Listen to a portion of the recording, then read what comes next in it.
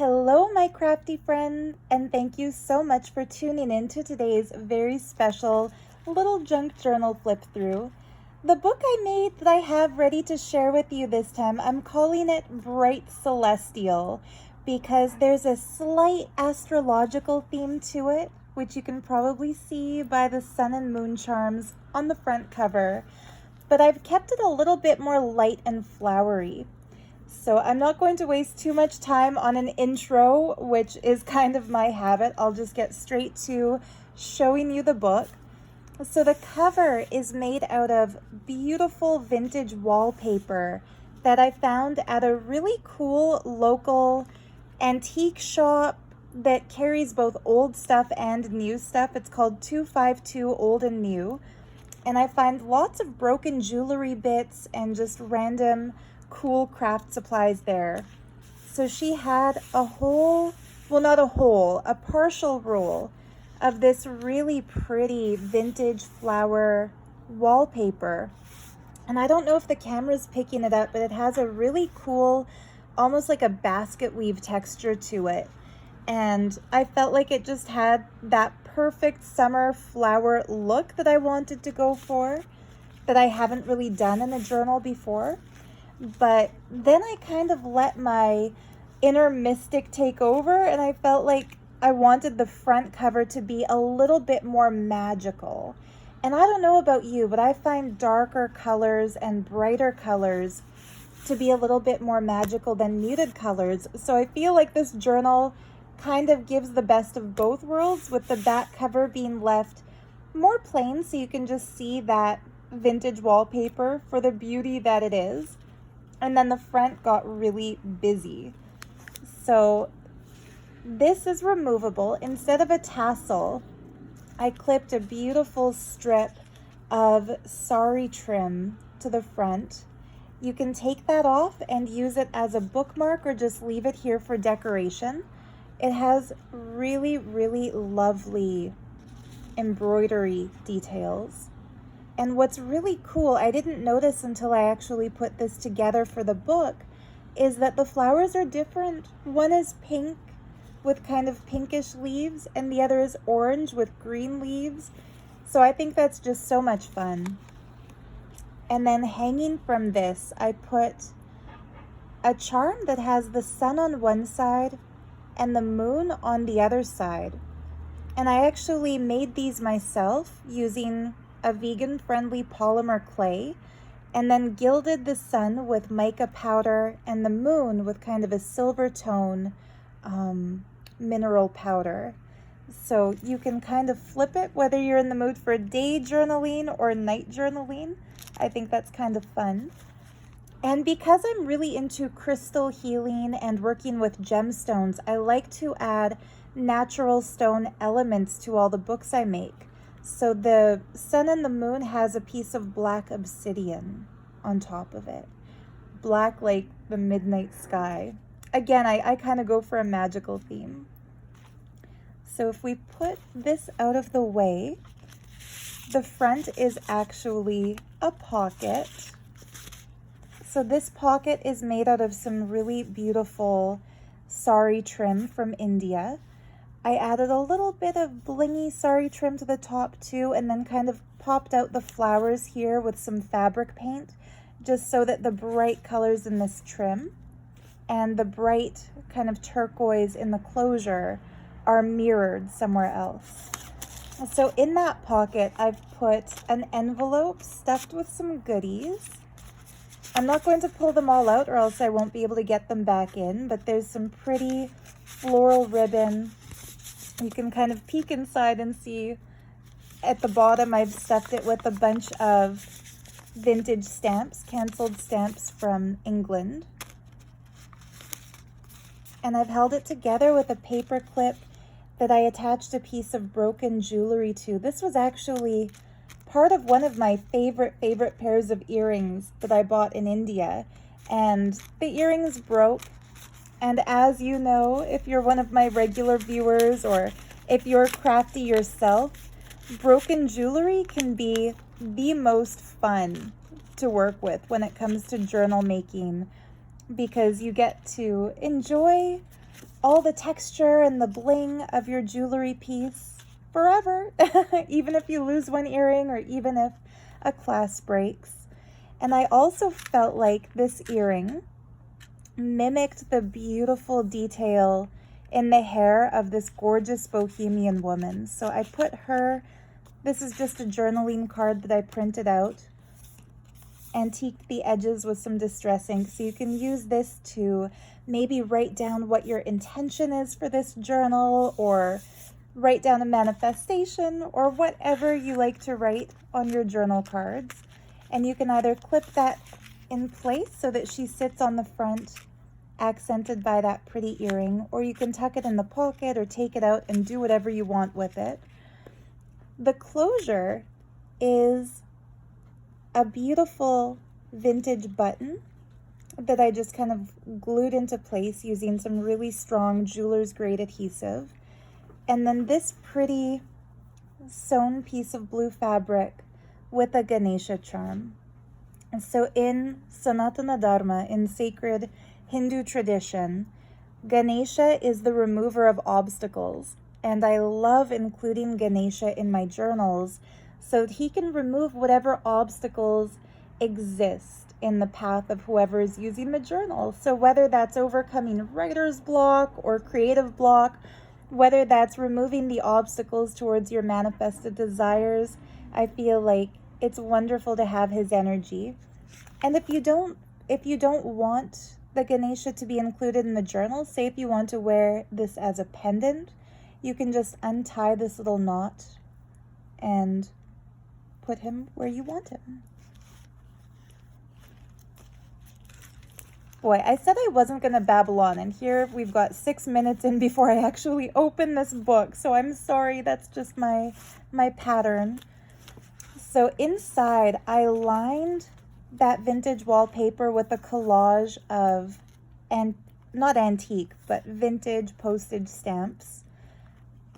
And I included a really cool, this is a genuine antique.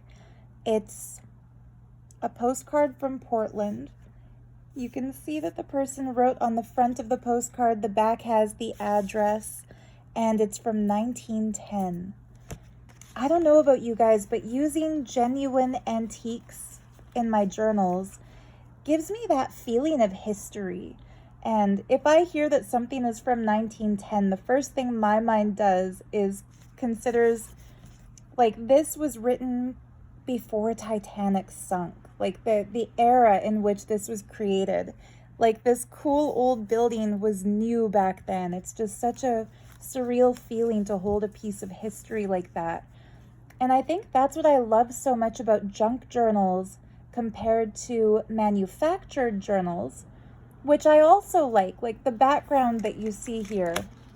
And for all of my videos, this is a journal that I use to write in myself, and it's just a new manufactured paper blanks journal.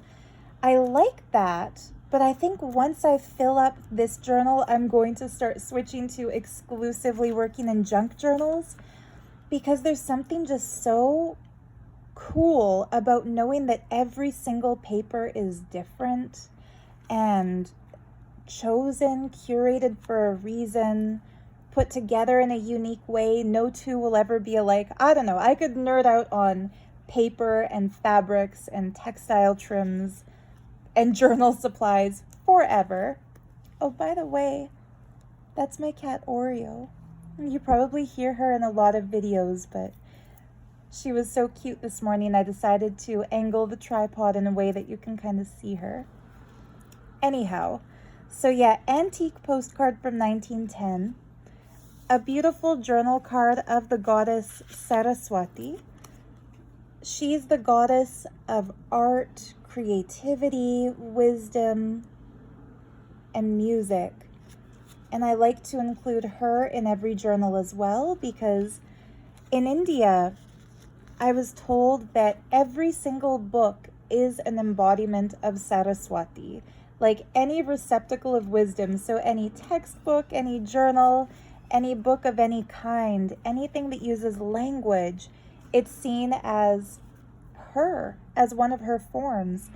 So there's a journal card of Saraswati. You can glue this down somewhere, use her in a collage, or again, like the journal card on the front, you can write your intention for the book and just keep her where she is.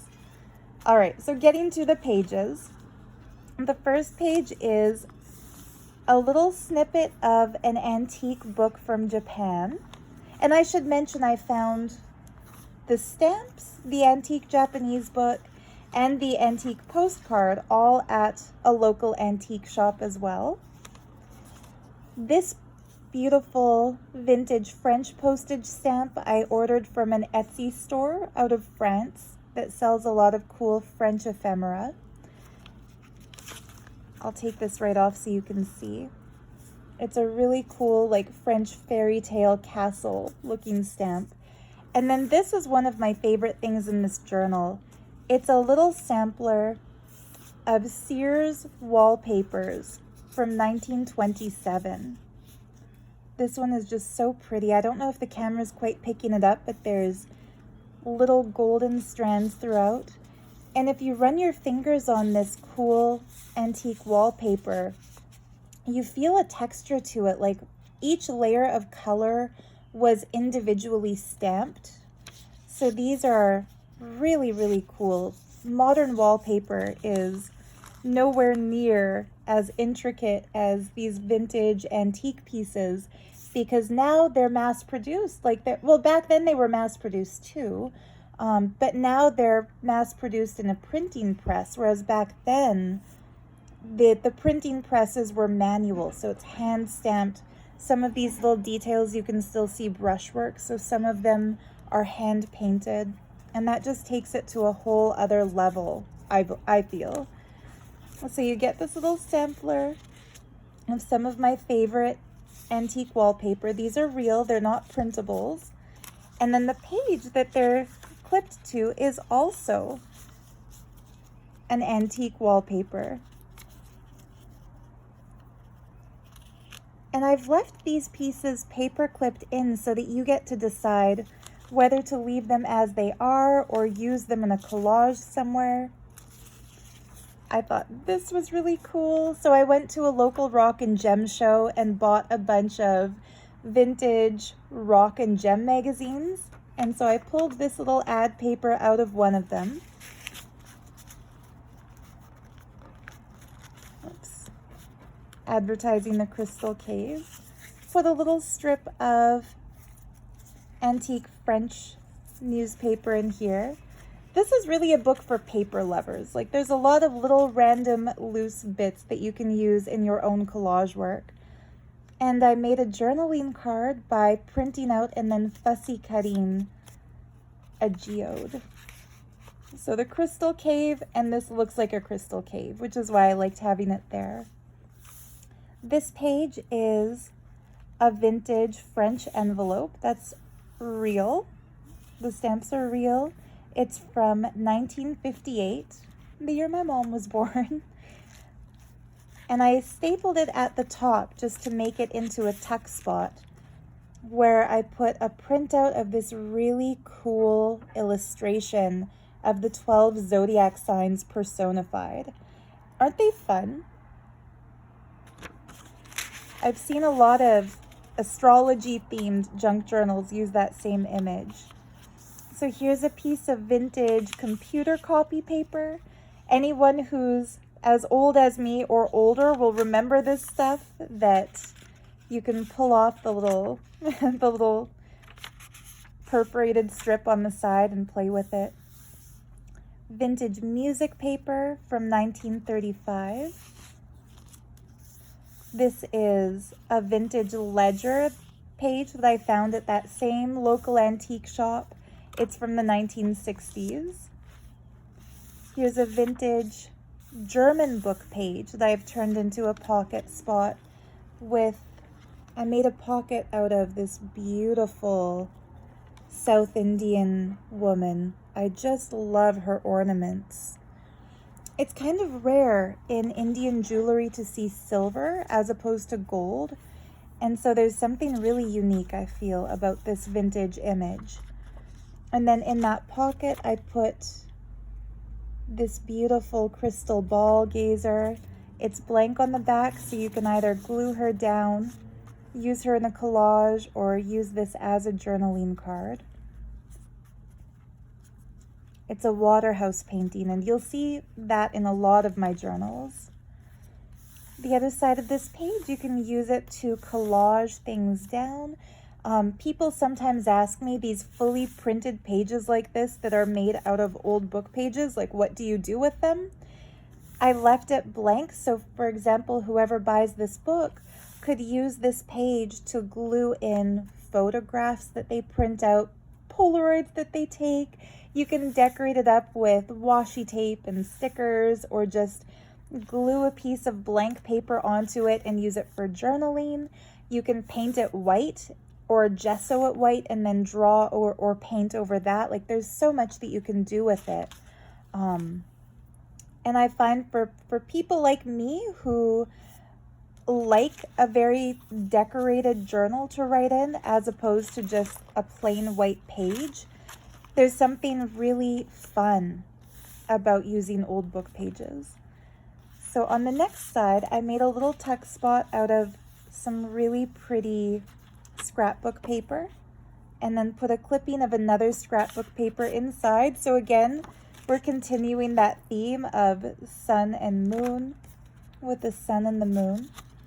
Blank on this side, just distressed using a little bit of ink. And then this is a color copy that I printed on linen paper of medieval borders and designs. So these are from illuminated manuscripts. All of these mosaic patterns, some of them are religious, some of them are floral.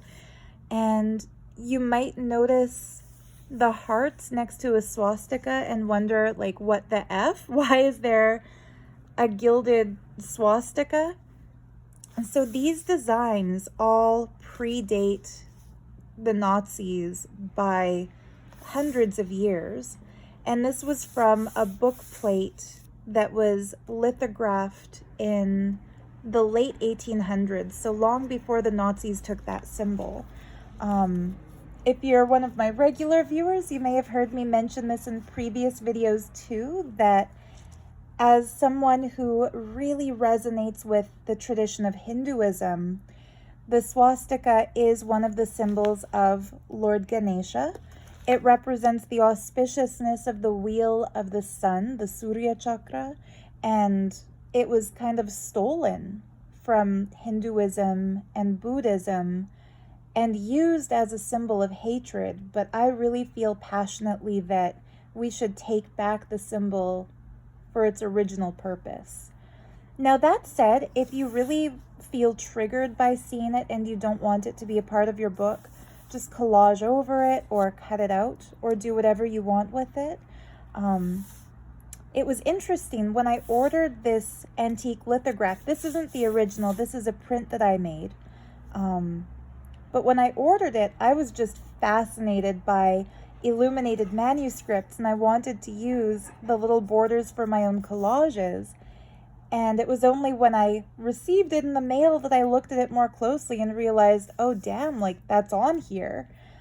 So I decided to leave it intact for historical accuracy, and I've even kind of gilded it to highlight that, because I feel like it's worth talking about, that this symbol is not a symbol of hatred. It's a symbol of good luck, prosperity.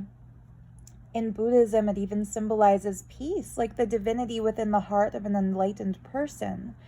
And it's just really sad that so many people have lost their cultural symbology because of some really evil people appropriating it, taking it as theirs. So yeah, there's my little rant for the video. This page here is handmade paper from India. It has a really cool cottony, almost fabric texture. It's made out of cotton and then hand stamped. And then on the back, I made a little tuck spot pocket out of another fussy cut crystal. This one is fluorite. And I put some stamps in here. If you're a crafter, you know how much fun it is to add those to collages. And a really cool train ticket from Sri Lanka. On this page here, we have a tourmaline crystal and another strip made out of handmade paper from India. So it's also cotton, hand stamped. It has a cool texture to it, and that's sitting on an old dictionary page. And then inside that, I put a little handmade book, just a little mini notebook. So this is good for throwing into your wallet or your pocket or your purse if you want to do a little bit of journaling on the go and you don't want to take the whole journal with you. And so this is also made, the cover is another piece of that really cool antique Sears wallpaper. The cover collage has a little bit of embroidered fabric from India. This cool illustration of an Indian princess with a swan. And then inside there's just a fun random mix of paper. So ledger paper, more of that vintage printer paper. This really crumbly ancient paper is from a French fashion magazine. I just love that polka dot skirt and the pretty pointy-toed shoes. And I especially love the image in the center. So there's a little piece of an ad for art school, and then this amazing mid-century looking interior. Really cool. So quite a bit of blank space for your journaling.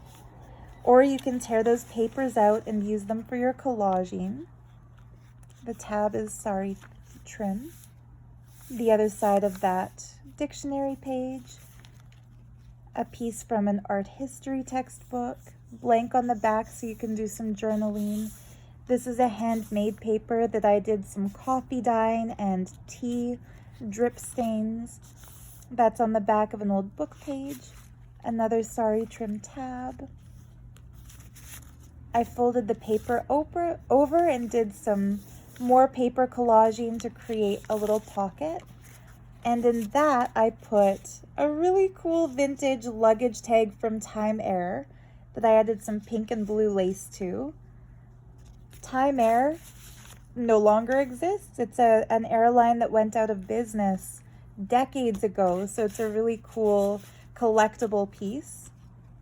And then this beautiful tag with that pretty stamped rose. I hope the camera's picking it up because it has a little sheen to it. This actually came out of a Victorian scrapbook, so that's an original antique piece from the 1870s. And I love that it's been left blank, so you can write something in here, use it as a label, again, use it as a collage piece. You can journal on the back, use it as a bookmark, or just keep it where it sits in the journal. Here's a piece of paper that I coffee dyed, and I did a little bit of stenciling on it. What I actually did was I put the stencil on the paper and then poured the coffee over top to do the coffee dyeing. So that's kind of just naturally how it turned out, and I love it. This page here is from that same Victorian scrapbook from the 1870s. As you can see, it's kind of crumbled. There's pieces broken off on the edges. It is extremely fragile. And so I've left it blank. Don't fold it. If you fold it, it snaps apart. Like it's very brittle. It's almost like breaking a cracker. It's that brittle. So where I sewed it into the book, I reinforced it with some dictionary page and some beautiful washi tape. Look at that cute little bird. And here's the center of the book. So the center is a coffee dyed doily. See what I mean about how that paper is really fragile?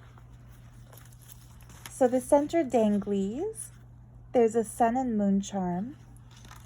And this charm here has natural gemstone beads. We have lilac lepidolite, which is a stone of self-love, peace, and higher self-esteem. This one here is amethyst, a stone of the crown chakra, so for spiritual connections. And this one here is called sodalite, and that's a stone of the third eye. So it's good for intuition, tapping into your higher wisdom. And don't mind the bright pink splotch. I sealed the knot on the string with a dab of nail polish. And I chose to use a color instead of clear this time, just to give it some more visual interest. So here's the other side of that cool coffee dyed paper.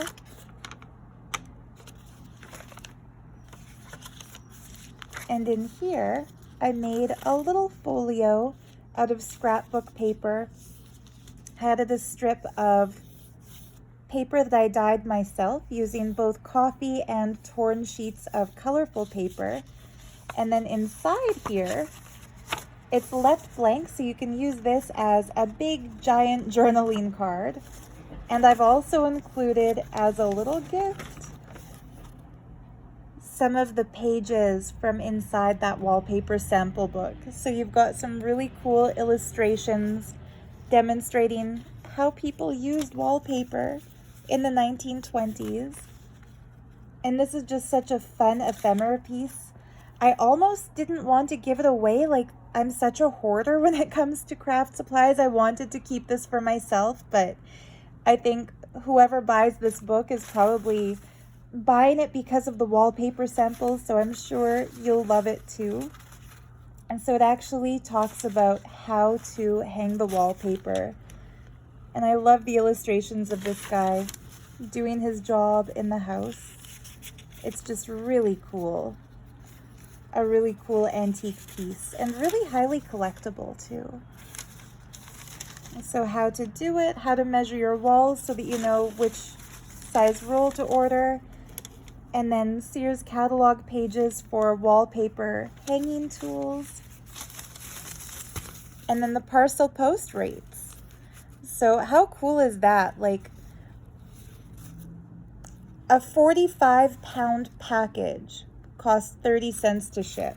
Like, how crazy is that? Whereas now, like, this one journal is probably going to cost me $30 to ship. It's just crazy how postage rates used to be. So this paper clip has a piece of broken jewelry that I thrifted as a little dangly. And then on the other side of the paper clip, I clipped in this beautiful printout of an antique Ohm painting. And that's also a journaling card. A vintage book page. Another vintage dictionary page with this pretty embroidered sari trim tab. I love how the flowers, one side is a pink flower, the other side is a gray flower, just so cool. The other side of that handmade paper from India. Here's the rest of that lithograph print with those cool, some of them are medieval, just trims, paper ornaments. And then I just added a strip of blank paper to expand the journaling space and put a little bit of sari fabric there. So you can write here and on the back, and then on the back here, as well as here. This is one of my favorite things in the whole book. So the other side of this vintage German page, I've added some strips of paper. So these two are more of that handmade paper from India. Just some grid paper. And then this piece is actually a little vintage flower from a hair barrette that I found at a thrift shop that was broken. A lot of little flowers like this were kind of on the same barrette, and some of them had petals broken off, some of them had the rhinestones missing. So I really carefully took off this one because it's just so pretty and stuck it to a magnet.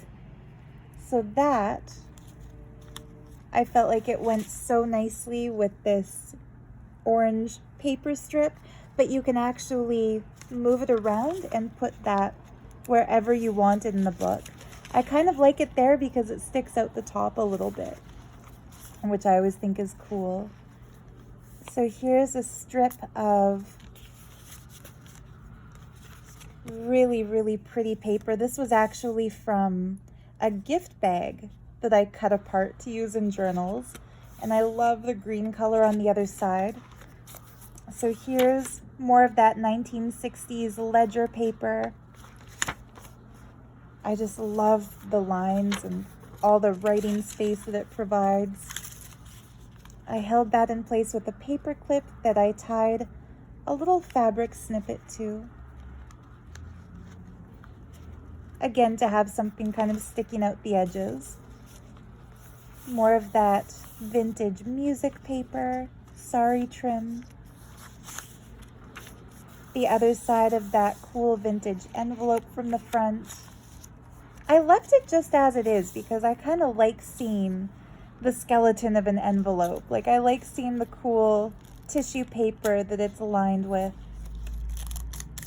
For you ASMR lovers, like, it makes such a good crinkly paper sound. And then here's the other side of that first piece of wallpaper that's in the book. Really beautifully gilded. There's the other part of that antique Japanese book. And then there's the back. I didn't attach a pocket to the back just because I kind of like to be able to see all of those cool stamps. But I did put this little dangling bit that you can use as a tuck spot. So you can put something there.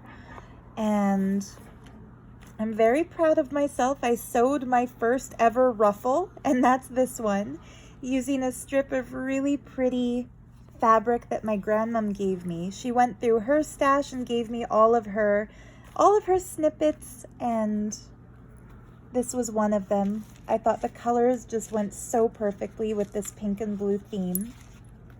And that's it. There's the book.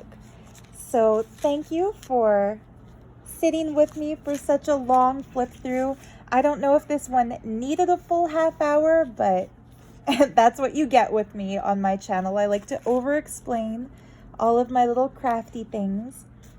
But I hope you had fun with it. Whoever buys this book, I hope you really, really love it. And I hope you enjoy all the fun, random, eclectic, one of a kind vintage and antique papers in this one. If you're a crafter, you know how hard it is to actually use those things and not just keep them all for yourself. So I hope this also inspires you to use your beautiful papers instead of just holding on to them, because I really feel like these wallpapers look so much nicer made into a waterfall tag and put into a book than they looked just hoarded in the pile of wallpaper. So yeah, thank you so much. And oops, I can't talk and close the book at the same time. Thank you so much for joining me once again. Happy summer to you, happy journaling, happy creating, and we'll see you in the next video. Bye.